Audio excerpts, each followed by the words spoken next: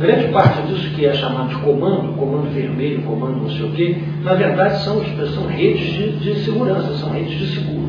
Né? Quando você vai preso, essas redes funcionam dentro do sistema penitenciário para garantir, né, algum tipo de proteção para você. Eu acho que, naturalmente, que essas atividades são ambíguas, né? Mas elas são criminalizadas.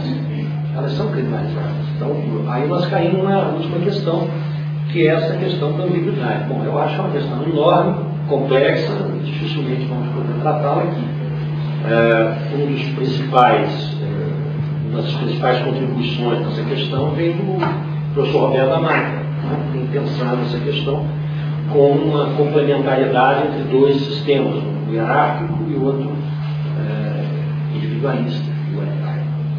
Eu penso que o modelo que o Mata sugere é muito interessante, mas muito redutor da complexidade. O que não é nenhum defeito, né? Porque todo tipo ideal acaba sendo também redutor. Né?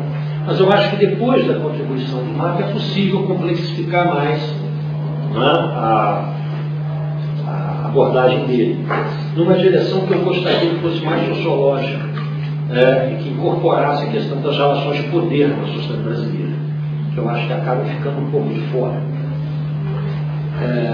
Essas ambiguidades resultam também da forte hierarquia, né, que existe no país. Quer dizer, elas não são apenas uma ambiguidade entre a lei e as práticas, entre o Brasil legal e o Brasil real.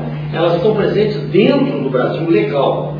Né? Isso é muito importante de ser enfatizado. As leis brasileiras, né, elas são, embora a Constituição afirme que todos são iguais perante a lei, você tem leis que introduzem privilégios para determinados grupos ou determinadas classes sociais. Então, a ambiguidade não é só entre o Brasil legal e o Brasil real, mas dentro do próprio Brasil legal. Mas, enfim, essa é uma questão muito complexa para tratarmos aqui agora. Talvez o Marco Aurélio possa sugerir uma mesa redonda. Ok. Eu vou responder em história em marcha. Essa questão das políticas migratórias restritivas, né, e a criminalização da migração e o reconhecimento dos países que recebem, por alguns setores pelo menos, de que a migração ela é necessária e que ela tem conduzido ao crescimento econômico. Esse é um reconhecimento que varia em diferentes países. Por exemplo, do que eu conheço, ele é mais claro na Espanha do que nos Estados Unidos, né?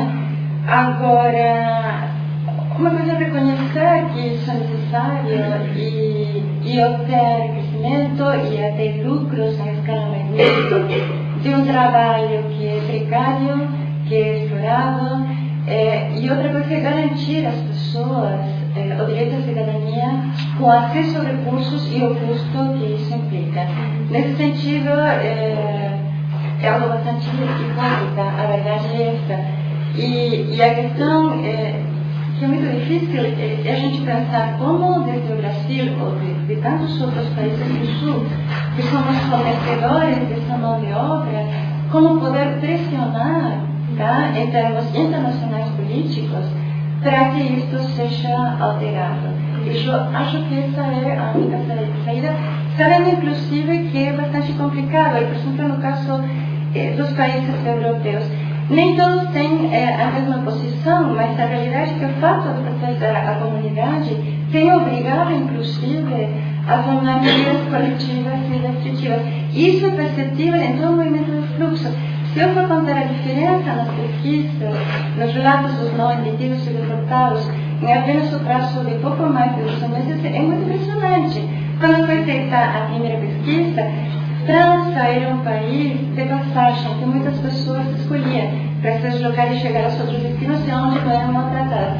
Na segunda, tá, isso que foi feita um pouco antes da Operação Amazon contra a migração latino-americana, era terrível.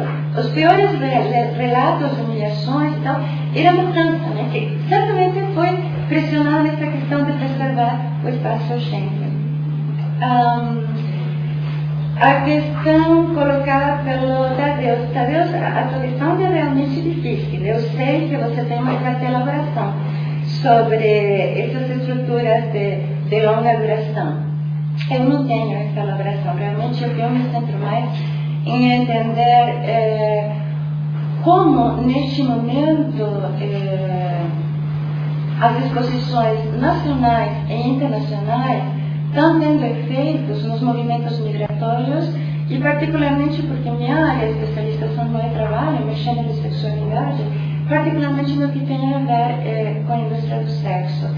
E o que eu tenho muito claro, e hoje não sou eu, somos muitos, isso apareceu no seminário organizado poucas semanas atrás em Brasília, que no que se refere ao tráfico de pessoas, tem tido uma ênfase no Brasil muito forte, apesar do protocolo de Palermo, em tráfico vinculado à prostituição. E uma das questões é que a definição no Código Penal brasileiro, artigo 231, pensava como tráfico de mulheres, quando a partir do tráfico de mulheres, a facilitação ou promoção da saída de uma mulher para exercer a prostituição no exterior, ou o contrário. Digamos, o crime não é violência, fraude ou engano, mas essa facilitação. Violência, fraude ou engano, o único que faz é agravar a pena sobre o crime que é anterior. Então, e isso está vigente. Então, embora o protocolo de Palermo ele foi ratificado e ele pensa em tráfico numa perspectiva mais ampla, para trabalho forçado, para servidão, para todas as pessoas, de fato, as duas coisas estão coexistindo. E embora muitas campanhas antitráfico e tal pensem no protocolo, a realidade é que quando se fazem operações policiais multilaterais, não necessariamente o protocolo o que está orientando essas ações, mas é o Código Penal. Então estão sendo tratadas como traficadas pessoas que emigraram voluntariamente para exercer a prostituição. E se a gente for olhar, quando temos percentuais, por exemplo, na primeira pesquisa, embora os percentuais mostrem apenas tendências, porque a margem de erro é muito grande nos cenários, é bárbaro, porque temos 22% entre mulheres e transgêneros deportadas trabalhando na indústria do sexo. Isso não é um indicativo das habilidades que as mulheres brasileiras desempenham no exterior. O que é um indicativo?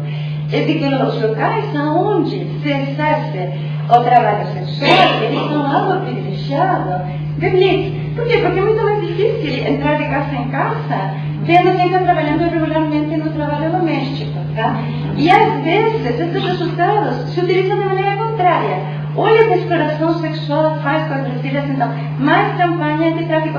E é bastante delicado. Então, o que eu tenho claro é que essas duas coisas estão aqui presentes e que é necessário avançar numa melhor articulação dessas políticas. Por exemplo, com a questão do trabalho forçado. Eu disse para vocês que aquele caso do homem terrível, né, que perdeu a pele e tal, de acordo com a Convenção 29 da OIT, não necessariamente seria pensado como trabalho forçado. É algo tão real que numa matéria que a Márcia tem no bolso, de umas semanas atrás, que saiu, não sei se na Folha ou Estadão, a bancada ruralista disse que só participaria da votação da emenda e que torna possível que se chame confiscar as terras de quem tem pessoas com trabalho escravo, se fosse adotada a definição de trabalho forçado, essa mesma da OIT. Porque livre estritamente torna muito limitada a concepção de trabalho forçado. No entanto, a própria OIT tem trabalhado flexibilizando essa noção, tá? Nesse texto deles. Isso é algo que seria interessante para trabalhar, por exemplo, com outras disposições, como o protocolo de Palermo. E aqui vou a questão que você colocou. Se eu leio para vocês a definição do protocolo de Palermo, não é muito diferente do que eu disse antes, porque o protocolo de Palermo diz: tráfico de pessoas significa o recrutamento, transporte e transferência, alojamento ou acolhimento de pessoas, recorrendo à ameaça, ao uso da força, outras formas de coação, ao rapto, ao fraude, ao engano, ao abuso de autoridade insalubridade, ou a situação de vulnerabilidade, ou a entrega de aceitação de pagamentos ou benefícios para obter o consentimento de uma pessoa que tem autoridade sobre outra para fins de exploração.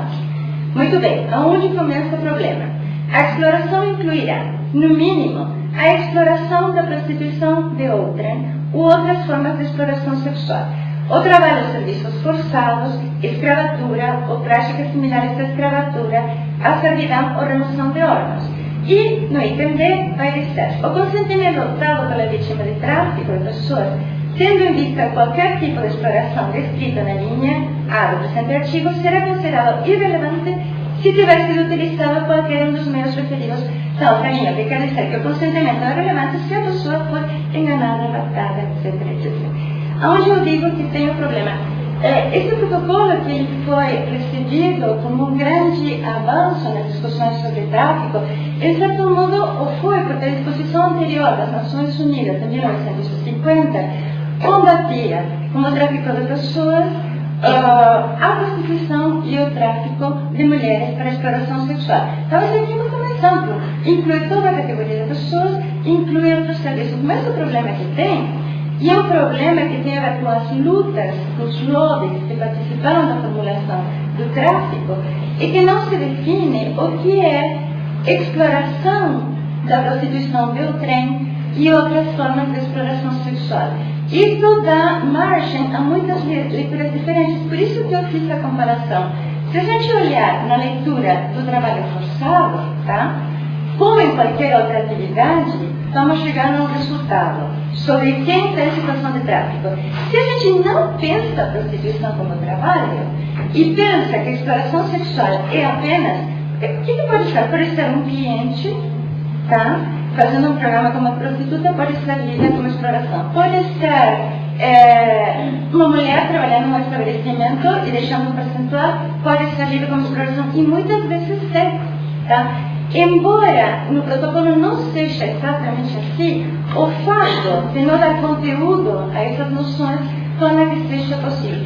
E aqui que temos o problema. O problema é quando se junta as políticas migratórias restritivas com a retórica antitráfico. Porque aqui temos uma caça a migrantes irregulares, alvos fáceis que estão no serviço sexual. De fato, algumas pessoas foram traficadas. É importante levar em conta isso. Mas o que vemos em países como a Espanha, que é onde eu trabalhei mais, é que isso é apresentado como algo de resgate às vítimas que imediatamente são colocadas em prisão, são deportadas. Aí a polícia diz, não, porque para ela ser vítima de tráfico, ela tem que denunciar os traficantes. Acontece que mesmo que ela denuncie os traficantes, no caso que tenha sido traficado, que tenha tido coragem, não é qualquer denúncia que serve para que o Estado espanhol resolva mantê-las com visto temporário enquanto dura o processo. Elas têm que denunciar algo que a polícia considera que é informação significativa. E outra questão é que casos muitíssimo sérios, dos que eu tive próximas, não eram de brasileiras, mas de mulheres do leste europeu, ou que não quer dizer que não aconteça com brasileiras. As organizações não governamentais e tal tinham extrema dificuldade em obter o apoio da polícia para protegê-las e para alugá-las. Então, é uma coisa extremamente complexa. Como que a gente avança para proteger as vítimas de tráfico sem alimentar a criminalização da migração irregular? É isso. Bom, vamos encerrar a sessão. Obrigado a todos.